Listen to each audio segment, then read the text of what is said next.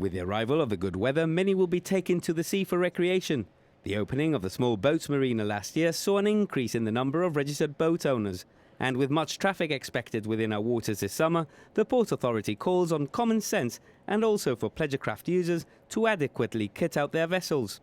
There are certain things that good seamanship relates to, and that is common sense, knowledge of navigation, make sure that you know what the rule of the roads are, and obviously safety equipment on board is paramount. Make sure that you have a VHF on board, that you have the necessary flares, and that you have the life vest required for all those members who are going to be travelling on the boat with you.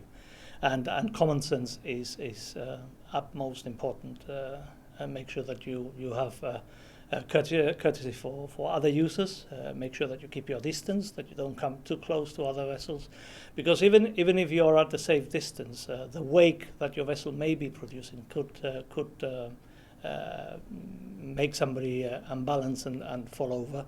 Already ahead of the launch of the Safety at Sea campaign and the official start of the summer season, Gibraltar has witnessed its first accident at sea when a jet ski collided with a bather. Jet skis are very, very powerful, and they do respond very, very quickly, so they need to be conscious of that and make sure that they keep their distance, make sure that they're not too close to each other. Otherwise, unfortunately, incidents will happen.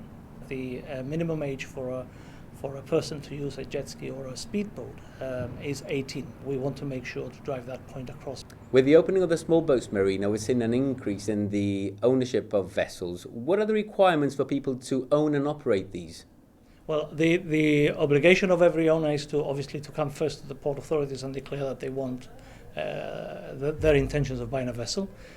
You need to have a berth allocated to you, or you need to have a berth in one of the marinas. That's primarily one of the first rules.